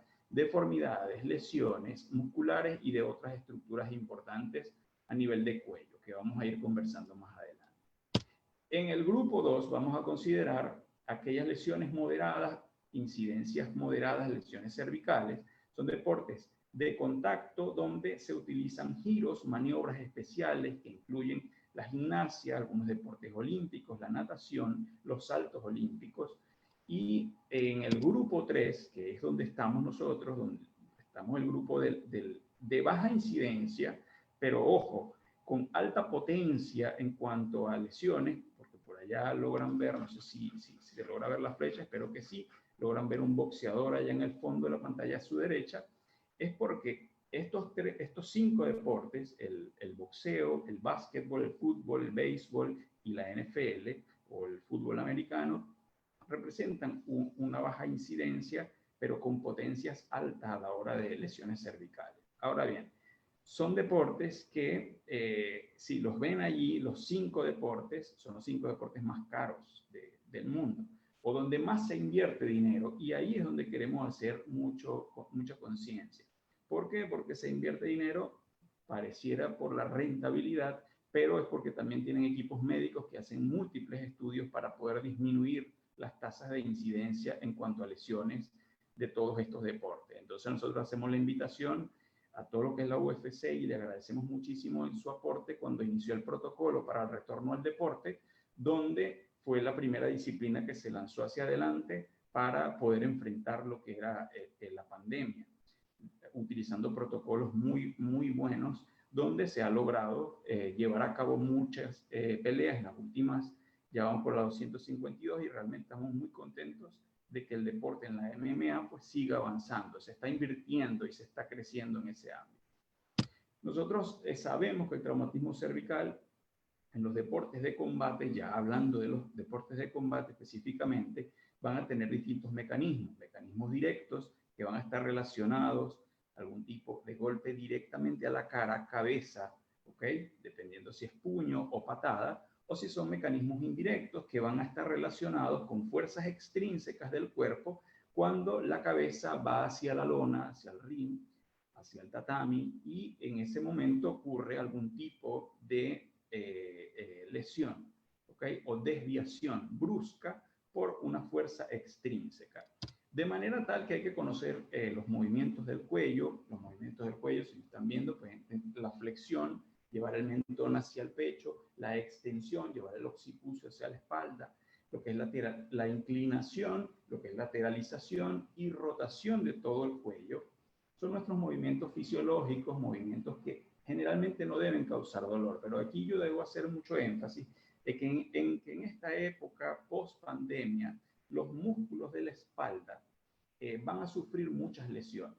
¿En qué sentido? El desacondicionamiento de los atletas va a generar, esto ya es predictivo, un dato predictivo, estamos esperando lo que hablaba la doctora al principio, ¿no? En lo que arranca el deporte va a venir nuestra segunda pandemia que la estamos esperando. ¿Cuál? Que vengan lesiones. Ya el fútbol lo vivió. Lesiones a nivel de isquiotibiales, a nivel de gemelogastrocnemios. Realmente estamos muy asombrados de que deportistas que dieron positivo para COVID pues se relacionaron a lesiones musculares. Y eso tiene mucha relación con la elevación de la CPK o las mialgias generadas por el COVID, donde esta misma elevación, esta misma lesión muscular causada por el proceso inflamatorio sistémico del COVID, pues nada, le genera al atleta tener que ir poco a poco progresando para volver a obtener su capacidad osteoarticular previa, ¿ok? U óptima. Lo vivió Pablito Dybala y realmente, pues nada, vivió una lesión que le imposibilitó terminar en la Champions, y eso es lo que queremos evitar que ocurra a nivel de cuello. De manera tal que si ocurre una lesión, tenemos que siempre estar como equipo médico pendiente de cuál fue el mecanismo de acción sobre el cuello. Si fue en flexión, si fue en lateralización, si fue una rotación, si fue una llave a nivel de cuello, la que genera la lesión. Porque hay unas estructuras muy nobles en nuestro cuello, que las vamos a conversar, donde pueden comprometerse la vida inclusive, ¿ok? De manera tal que, hablando un poco de anatomía, pues nada, vemos que hay estructuras en el plano anterior, es decir, en una vista frontal, donde el cuello tiene estructuras que van desde lo endocrinológico, pasando por la glándula tiroides, los cartílagos que comprenden la laringe, lo que comprende la tráquea, pasando luego de la vía respiratoria al esófago, pasando lateralmente por estructuras circulatorias, venas y arterias, y llegando a la región posterior, que está compuesta ya más que todo por lo que son las vértebras cervicales y obviamente una serie de planos musculares que van a cubrir estas vértebras y que nos van a permitir realizar los movimientos de cabeza que ya conversamos. De manera que si ocurriese algún tipo de lesión directa, un golpe directo sobre alguna de estas estructuras, muy probablemente se genere la lesión sobre esa zona noble. Pero si el mecanismo es indirecto, es decir, que ocurre al momento de una caída posterior a un knockout y hay un efecto latigazo sobre el cuello, pues son muchas más las estructuras que están comprometidas. Yo les traje a ustedes qué es lo que debemos proteger, de manera que nos ubiquemos un poco acá. Si se dan cuenta, en sus pantallas, yo no sé si ven el indicador, pero del lado izquierdo de la pantalla ustedes van a ver que lo normal, un paciente que recibe oxígeno a través de sus vías respiratorias, intercambia ese oxígeno por dióxido de carbono, lo exhala y realiza el proceso de oxigenación normal, donde posteriormente este oxígeno va a llegar al cerebro, un órgano que demanda mucho oxígeno y glucosa y que va a mantener funciones neurológicas que coordinan todo nuestro cuerpo. Quiere decir que toda lesión que sospechemos de alto impacto sobre el cuello nos puede generar lo que vemos del lado derecho, hipoxia cerebral, de manera que se produce una hipoxia generalizada o producto de una obstrucción de la vía aérea o producto de por compresión de los vasos del cuello, no está llegando la suficiente cantidad de oxígeno al cerebro y nuestro cerebro induce una respuesta. Esta respuesta va a ser una respuesta de choque con la intención de proteger las estructuras neuronales que después de los 10 segundos de estar sin oxígeno pueden comenzar a sufrir ciertos tipos de daños. En algunos casos reversible, pero cuando ya se pasan minutos, lamentablemente puede ser irreversible. Y ahí es donde entra la importancia del manejo del cuello, del manejo de la vía aérea, y obviamente del uso de los protocolos de protección, porque estamos hablando de nada más y nada menos que la vía de transmisión del COVID, que es la vía aérea, ¿no? Quiere decir que aquí nos hacemos una gran pregunta para los deportes de combate. ¿Realmente estamos haciendo nuestro mayor esfuerzo por la protección de esta zona del cuerpo, del cuello? ¿Qué estamos haciendo? Muchos gimnasios, y lo he visto acá con mucha tendencia en la Argentina, utiliza mucho lo que es el fortalecimiento cervical y ejercicios con la intención de mejorar el arco reflejo, de manera que fisiológicamente logramos ver en la imagen B la curvatura fisiológica, la lordosis fisiológica de la cervical, y en la imagen A logramos ver algunas estructuras óseas propias de las vértebras cervicales. Y si nos vamos a la imagen C, se van a dar cuenta de que esas líneas que están marcadas como lordosis a nivel cervical en la imagen B se pierden en la imagen C, ¿okay? De manera que vemos una rectificación cervical, incluso con deseje, con un poco de osteoartrosis. Y este es un atleta que evidentemente pues tiene un compromiso a nivel óseo que le va a generar cierto tipo de discapacidad para desarrollar todos sus ejercicios. Es por eso que en ejercicios de combate o ejercicios de contacto se utiliza mucho esta escala, un índice de Tordi-Pavlov, con la intención de evaluar si el canal medular, es decir, lo que estamos viendo acá en la imagen, marcado por la A, que es el canal a través del cual atraviesa toda la médula espinal, estas son cosas que a mí realmente me fascinan muchísimo, puede permitirle al atleta un impacto de alta intensidad sobre la cabeza o sobre el cuello. ¿Esto qué quiere decir? Que si el índice entre el cuerpo vertebral y el canal medular está entre 0.8 y 1, es decir, que es prácticamente igual la A con la B, es un atleta que puede hacer deportes de este tipo. Pero si en edades jóvenes comenzamos a estudiar a nuestros atletas, empezamos a ver que el índice de Tordi-Pavlov lo tienen menor de 0.8, es un atleta que hay que recomendarle hacer ejercicios más bien de elongación, porque el ejercicio de alto impacto va a representar para él a futuro una lesión. Eso es lo que es. Por ahí escucho a alguien de fondo, no sé si hay un micrófono. Listo, muchas gracias. Entonces, esto es una de las cosas que realmente queremos hacer énfasis, porque es aquí donde nosotros como personal de salud tratamos al atleta, lo manejamos y podemos desde edades jóvenes ir dirigiéndolo. Si es alguien que tiene un índice de Pavlov y ya dedicó su vida a al área de combate y es de 0.8, 0.79, bueno, ¿qué podemos hacer? Tenemos herramientas, fortalecimiento cervical, generar una hipertrofia cervical que compense un poco la musculatura para que él no tenga lesiones. Se van a dar cuenta de que hay atletas en el área de estos deportes de combate o de choque que tienen el cuello bastante hipertrofiado, producto de lo mismo. Se dieron cuenta que tenían cierta desceje a nivel cervical y su mismo personal trainer, su mismo equipo médico le indujo a que tuviera un cuello mucho más fuerte a expensas de las zonas musculares, ¿ok? Quiere decir, el cuello siendo una zona noble, viendo en este pequeño micro a un atleta que está generando a través de una llave que realmente es un triángulo que se genera entre el codo, su cuello y su propio brazo, ustedes se van a dar cuenta de las piernas de este atleta. En cuestiones de segundos, nosotros hemos aprendido desde la Asociación Argentina de Artes Marciales Mixtas que cada segundo vale una vida. De manera que el referee, fíjense que no permite que ocurra ni siquiera un segundo después de que él relaja las piernas. Si se dan cuenta, justamente allí relaja las piernas y él interrumpe la pelea para que el atleta de calzoncillo rojo pues se retire. Y de esa manera el referee debe hacer el llamado inmediato al equipo médico para entrar. Acá vemos otra vez una llave muy similar, pero aquí logramos ver una lateralización. ¿Por qué el equipo médico debe estar pendiente? ¿Por qué? Porque la lesión no siempre va a generar algo muy grave. Y lo que uno debe estar pendiente es cuál fue el mecanismo de acción de la lesión.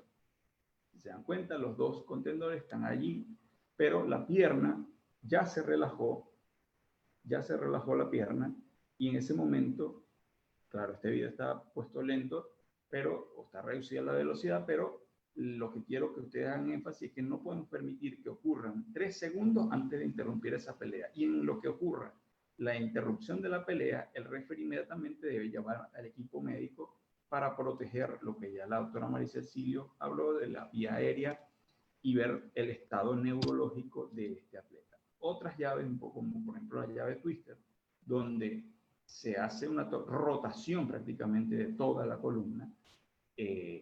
Fíjense que toma el cuello, toma la cabeza. Si el referee no está pendiente de la mano del atleta de short negro, pueden ocurrir cosas lamentables. Es ahí donde nosotros hacemos un trabajo desde la Asociación de Artes Marciales Mixtas de acá de Argentina, de educar a nuestros fiscalizadores de cómo interrumpir oportunamente una pelea de este tipo para evitar cosas graves.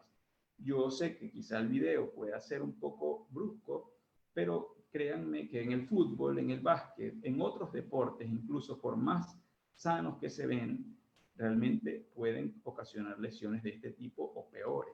Este atleta se salva porque él mismo sabe que causó la elongación máxima de su cuello y lo avisa allí tocando la mano del contendor de manera que se pueda interrumpir. Una vez que ocurre esto, nosotros sabemos, el protocolo comienza un poco al revés, porque la exposición al daño, el que la detiene es el referee. Es decir, él practica la E de manera inmediata y hace el llamado al equipo médico que acude para evaluar.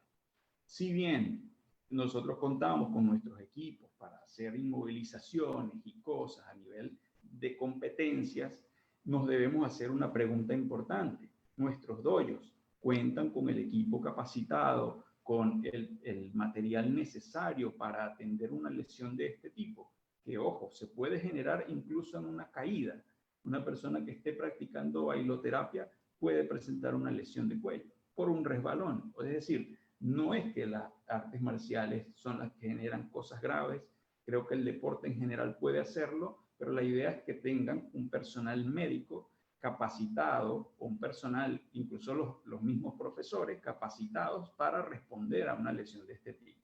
Si nos vamos a la imagen de acá abajo para el manejo de la vía aérea, siempre tenemos que proteger e imaginarnos que algo le ocurrió a las estructuras óseas. Es decir, sospechar que a raíz de ese movimiento hubo una lesión ósea hasta que se demuestre lo contrario, de manera que podamos no entorpecer la evolución del paciente o no causar más daño. Si yo desconozco esas maniobras, es mejor no hacerlas. Entonces, ese es el primer punto.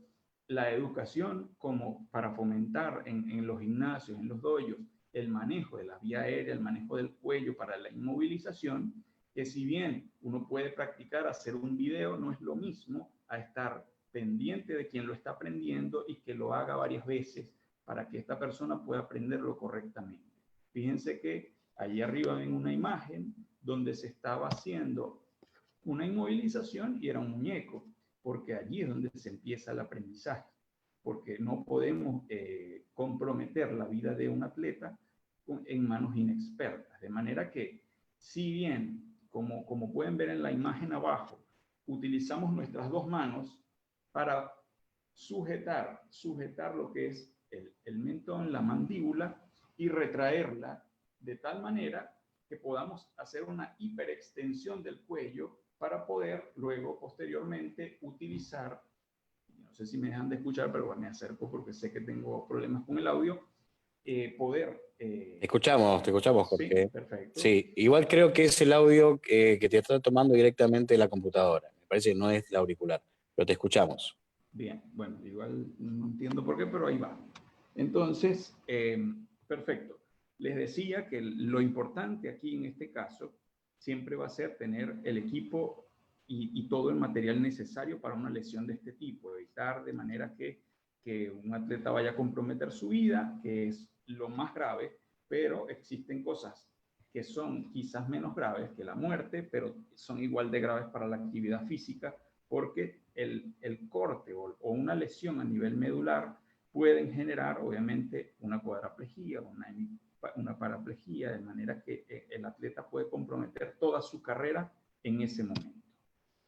Si bien el traumatismo cervical se considera pues una entidad que hay que tener mucho cuidado y mucha atención con respecto a la medicina deportiva, no escapa de que un atleta que practica incluso bailoterapia, gimnasio, musculación, pueda tener algún tipo de lesión de este tipo, y aquí es donde le hablamos a todos en general.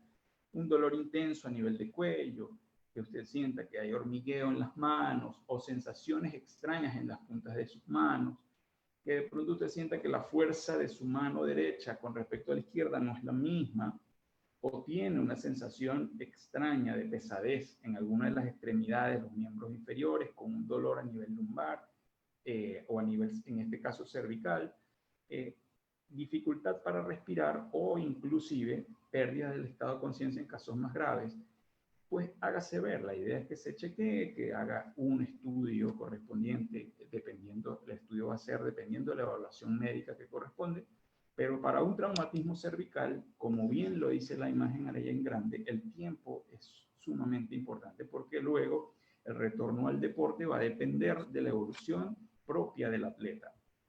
De esta forma es como se enlaza la medicina deportiva con el estudio de neuroimágenes que permitan evaluar cerebro, si hubo algún tipo de desconexión por alguna compresión de la vía aérea o pérdida de oxígeno momentánea. Hay que descartar que ese atleta no haya hecho una lesión cerebral, hacerlo ver por los especialistas correspondientes, ver cómo quedan las estructuras del cuello y luego comenzar a trabajar sobre el cuello para evitar que haya secuelas a futuro.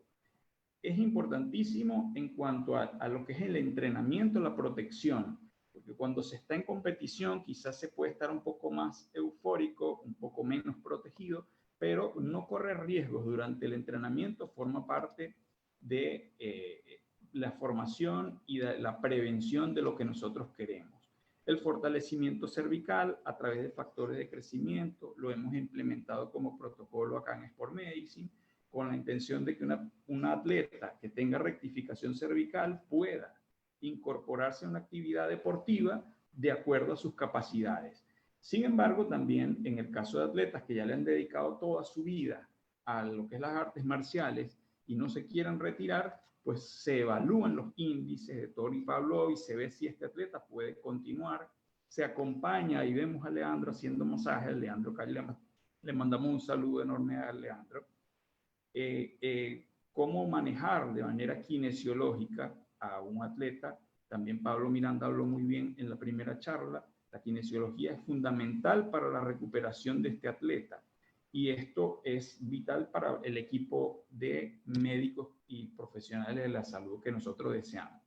En cuanto a la prevención, pues ya les dije, fortalecimiento cervical, la nutrición adecuada, hay que evaluar los ejes de la columna cervical de todos los atletas. Nosotros queremos implementar en este nuevo comienzo post pandemia un protocolo que incluye evaluación cardiovascular, desde el punto de vista cardiorrespiratorio, osteoarticular, para que cada uno de los atletas de la asociación tengan su ficha correspondiente, de manera que no se abandone a doyos que funcionan lejos o en el interior del país y todos podamos trabajar bajo los mismos protocolos y proteger a nuestros atletas que ahora van a estar sometidos probablemente a lesiones por algún tipo de mal movimiento o por el mismo retorno al deporte. En cuanto a la musculación y elongación, siempre es importante la elongación, sobre todo en tiempos post pandemia. Se los dije al principio, el paciente o atleta que sufrió COVID debe reincorporar su musculatura de una forma secuencial, progresiva y sabiendo que sus fibras musculares pueden sufrir contracturas sostenidas o incluso desgarros si realizan movimientos bruscos no progresivos. Si pasan de nada, de cero de peso, nuevamente a querer agarrar 40 kilos, lamentablemente es muy probable una tasa alta de pacientes que tengan lesiones musculares y es lo que hemos visto en la consulta. En cuanto a la fiscalización que nos corresponde como ámbito académico, nada, mantenerlos activos, siempre trabajando en conjunto, que sepan interrumpir las peleas, que de pronto vean algún tipo de riesgo, siempre estar pendiente de lo que es la vista del atleta y las piernas del atleta, que una vez que se relajan, ya le están indicando que hay un daño a nivel cerebral, que hay que detener la pelea y que hay que llamar al equipo médico para que suba a la lona y comience el protocolo, ¿ok? Con respecto a la responsabilidad del atleta, esto sí se lo decimos a todos nuestros atletas, a todos los que nos escuchan, tanto ahora en vivo como los que nos van a escuchar después, cuando reproduzcan este video, es a usted, atleta, que sabe que hay una llave que te está incomodando, que no te logras liberar, no esperar hasta el último momento para avisar. Si ya es el momento de avisar, el orgullo que no te haga padecer una lesión. Entonces, la responsabilidad del atleta también al momento de hacer la llave o al momento de evaluar, hay unos que son muy responsables, ¿verdad? Que lo hemos visto, se cuidan mucho cuando son entrenamientos sobre todo, pero bueno, en la calle se ven muchísimas cosas y en algunos de ellos se ven otras cosas que lamentablemente terminan en la carrera del atleta y ahí el atleta no puede continuar. En cuanto al uso de maniobras prohibidas, pues eso ya se lo dejamos nosotros a los profesores, la vigilancia continua de estas maniobras o llaves prohibidas con la intención de no correr riesgos innecesarios dentro de los gimnasios. Y creo que en una de las charlas que tuvimos cuando todavía nos podíamos reunir en el CENAR, se conversó sobre este tema para no correr riesgos innecesarios y de esa manera poderle garantizar al atleta que tenga una vida útil, una vida de crecimiento en su carrera y que lo lleve de un nivel amateur a un nivel profesional como corresponde. Nosotros vamos a seguir trabajando en conjunto con entidades que quieren fomentar la MMA como un deporte, pero nosotros queremos desde este equipo de salud que comenzó con este webinar, con estos ciclos de educativos, mandarles un mensaje a ellos también. Y el mensaje es que si bien la MMA, el fútbol, todo es un deporte, pues ahora la salud es deporte, el deporte es salud y tienen que ir de la mano. De esa forma nosotros queremos hacerle un llamado a todos los entes gubernamentales que este movimiento es hacer ver que el profesional de salud está preocupado por el crecimiento deportivo, porque se mantenga el estímulo del deporte para la salud y de esa forma poder hacer una sociedad mucho más ordenada, una sociedad mucho más saludable. El deporte es salud, nosotros estamos muy contentos de esta oportunidad que nos dieron y creemos fielmente que este es el inicio de algo grande y tengo la certeza de que este es el primero de muchos, de webinars y reuniones y actividades que vamos a ir realizando a futuro. Ya por ahí le lancé un guiño a la doctora Maricel Cecilio con la intención de fomentar lo que son los cursos por la formación en el ámbito cardiovascular, tanto a profesores, kinesiólogos, todo lo que corresponde personal médico deportivo, y esto va a estar bastante bueno. Esperamos el apoyo de todos ustedes. Yo me despido y estoy abierto a cualquier pregunta que quieran hacer. Excelente, Jorge, espectacular. También una charla Gracias. impresionante, ¿eh? Impresionante, muy útil, ¿eh? Muy buena. Los invito a que se vayan sumando, ¿sí? A los demás compañeros. También aquellos que han participado en los webinars anteriores, a la licenciada Florencia Santonello, al licenciado Pablo Miranda, al podólogo Gustavo Pérez. Los voy invitando también a la licenciada Maricel Cabache, que se vayan sumando para hacer una despedida también, ¿eh? A ver, ahí estamos. Bueno, una consulta te quiero hacer, Jorge, sobre lo que estuviste exponiendo. El tema de, ahí cuando vi una de las últimas diapositivas con la peleadora, la importancia también que es el entrenamiento específico en la mujer, ¿no? Porque es otro tipo de estructura y composición fisiológica realmente. Entonces, ¿qué cuidados tendría que tener una mujer en estos casos? Mira, a la mujer siempre le decimos que en vista de su composición hormonal y sus capacidades musculares, es un músculo que necesita mucha elongación, ¿sí? Para poder incorporarse al deporte. Puede hacer la parte de musculación, quizá con no un peso tanto como un hombre, pero sí la parte de elongación es lo que le va a permitir a ella que la sarcómera, que es la unidad funcional del músculo, vaya y venga. La mujer va a ser siempre mucho con tendencia más a la elasticidad. Es una mujer con tendencia a ser más elástica que el hombre, incluso en el alcance para un golpe puede incluso alcanzar mayor elongación, mayor distancia que el hombre. Al nivel de pie, si es una mujer alta, va a alcanzar una patada incluso mucho más alta que la de un hombre. Pero la recomendación siempre, si es alguien que tuvo COVID, debe ir progresivamente en cuanto a peso, alimentación y siempre frenar si hay dolor. Si hay dolor, ese dolor tipo pinchazo, tipo quemante a nivel de una zona muscular, sospeche que tiene una lesión muscular, acuda al médico, evalúese y posteriormente continúa. Porque si es un pinchazo que sientes a nivel de pierna, a nivel de espalda, y luego continúas haciendo el peso, no realizas elongación, continúas porque te crees que estás en un buen momento, la lesión puede ser peor. Y eso ya realmente puede causar una lesión que sea irreversible. Entonces, esa es la recomendación para las mujeres en general y para toda persona que tuvo COVID. Hay mucha atención y percepción personal de cómo se siente, ¿no? Para poder prevenir cualquier situación como recién mencionaste. Y a nivel cardiológico, ¿cuánta diferencia tenemos con la mujer en el entrenamiento también? ¿Tenemos que tener alguna cuestión en particular para recomendar? Desde la parte cardiológica, bueno, lo que yo siempre digo es que anteriormente todos los estudios eran en los hombres, ¿no?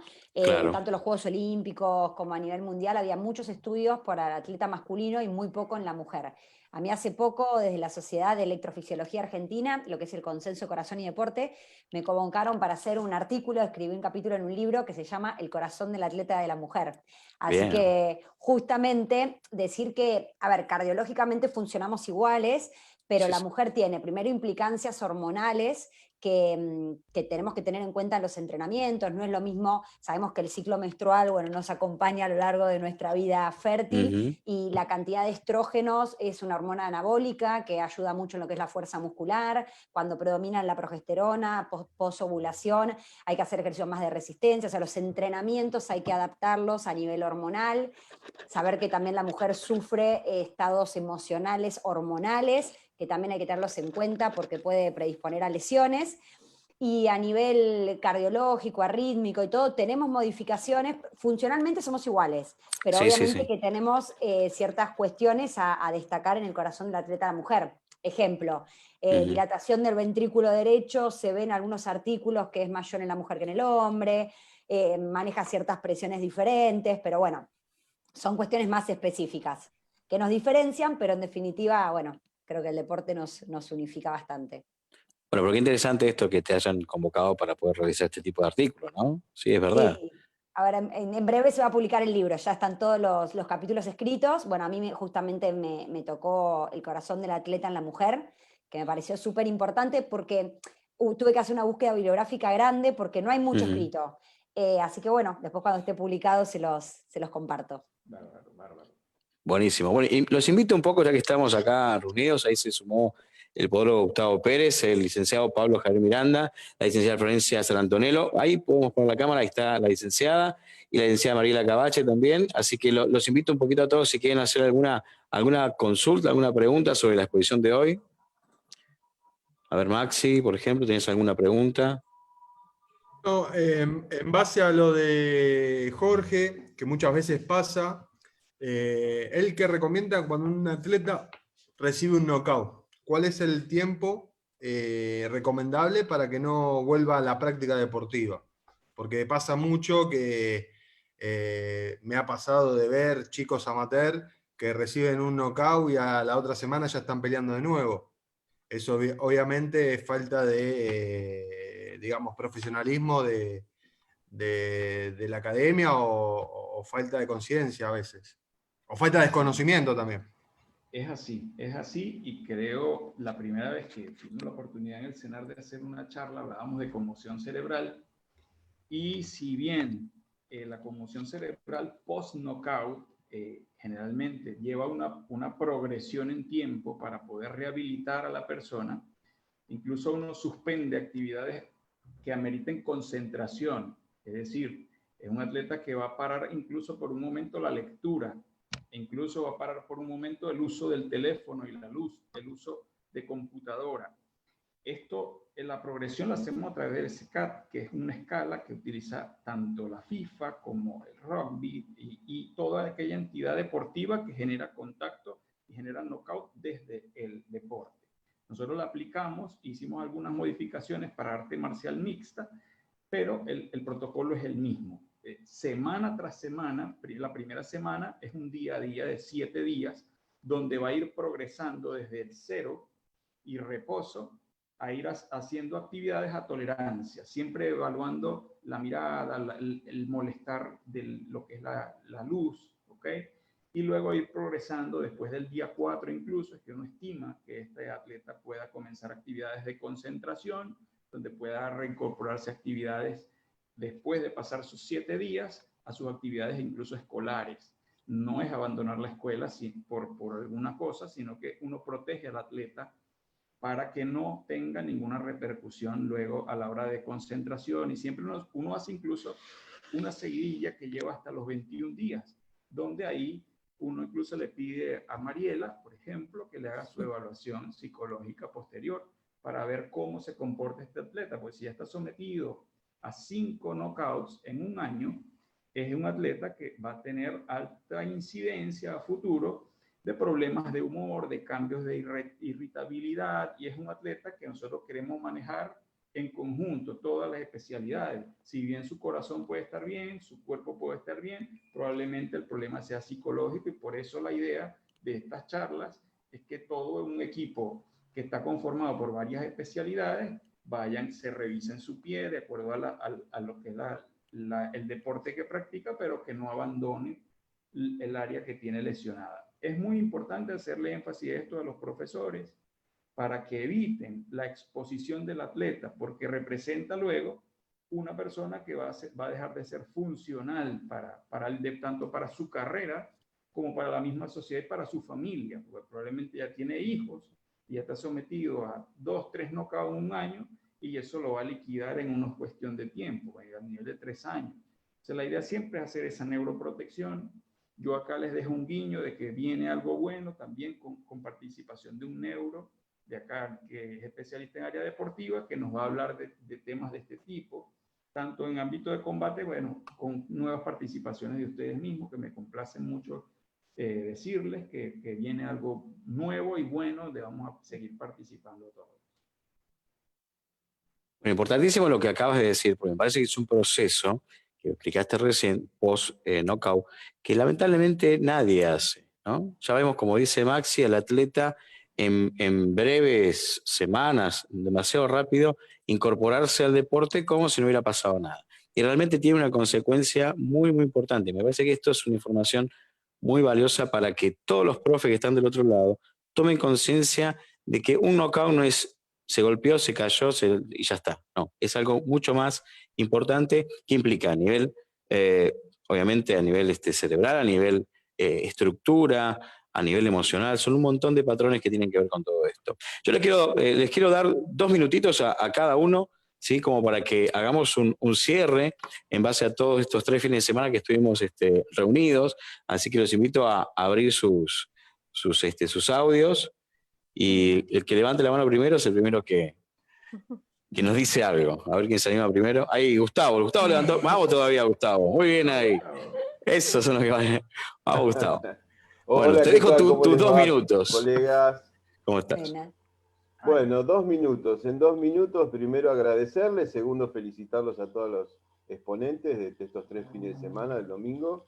Y yo de mi parte simplemente, como dice Jorge, creo que todo lo que es la prevención, inclusive cuando aquí hablaban de los desfibriladores en los distintos clubes deportivos, que es tan importante que los tengan. A veces ni siquiera camillas tienen, o sea, a nivel materiales y todo de primeros auxilios, hay muchos lugares que le está faltando todo esto, y es tan importante la educación de primeros auxilios, y todo lo que es rehabilitación, y cómo poner un chico si se desmaya, y qué hacer y qué no hacer. Para mí, prevenir, prevención, educar en salud, informar a los padres, y si bien esta actividad de las artes marciales no se usa calzado, pero sí la prevención de un buen calzado deportivo después para volver a su normalidad, quizás con una ortesis, y bueno, desde mi punto de vista podológico, todo lo que son las distintas patologías en los pies es importantísimo para el deporte. Gracias, agradecido, y cuenten conmigo. Muchísimas gracias, Gustavo. Podólogo, sí, que ya estuvo en una de las primeras ponencias hace par de semanas atrás. ¿Quién es el segundo? A ver, que levante la mano. A ver. En orden, como disertaron, en orden. En orden. En orden. Licenciado Miranda, a ver, ¿cómo le va? ¿Me escucha ahí? ¿Me recibe bien, licenciado? A ver, me parece que el licenciado no nos recibe. El audio, Pablo. Tu audio, ahí está, ahí estamos. Perfecto. Ahí me escuchan. Perfecto, dale. Yo escucho cortado. Un poquito cortado se escucha. No, la verdad que ha sido una experiencia muy buena. Y nada, me complace, me da orgullo escuchar con pasión, ciencia y arte a todos ustedes que han expuesto con altura, ¿no? Estos temas vinculados a algo que tanto gusta, que es la etología, los espacios para poder expresarnos, son muy buenos y enriquecedores. Así que bueno, para mí ha sido una experiencia así muy buena. Así que bueno, agradecido con ustedes para poder, quizá el día de mañana poder continuar con algo del estilo, en cuanto de oportunidades nos van apareciendo. Así que bueno, agradecido y muy contento de haber compartido con ustedes toda esta experiencia. Muchísimas gracias. Licenciado Pablo Miranda, kinesiólogo, deportólogo, que ha estado también en la primera jornada que se realizó junto con el podólogo Gustavo Pérez. Y en la segunda jornada, ¿sí?, estuvieron las licenciadas Florencia Santonelo y Mariela Cabache. Así que les dejo 2 minutitos a Florencia.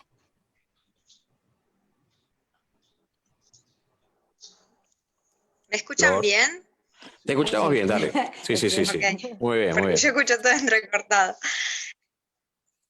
Bueno, primero buenas tardes a todos nuevamente.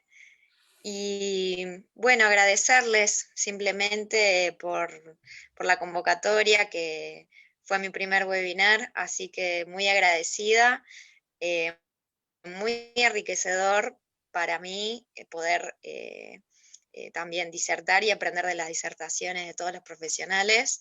Así que bueno, muchísimas gracias y ojalá sigamos impartiendo salud. Es la idea y el objetivo que es lo que realmente hemos propuesto en este tipo de eventos, ¿no? De manera gratuita poder llegar a un público de una forma más masiva. Muchísimas gracias, Florencia. Sí, fue también la segunda ponencia que se hizo junto a la licenciada en psicología Mariela Cabache. Mariela, tus 2 minutitos. Bueno, buenas tardes para todos nuevamente. También agradecer este espacio. Es interesante e importante la mirada holística de distintos profesionales para un bien en común, un objetivo en común, que es el bienestar del atleta y del ser humano básicamente. Y como decía el colega, no solo curar, sino prevenir, la psicoeducación y siempre el objetivo de buscar una mejor calidad de vida en lo que hacemos.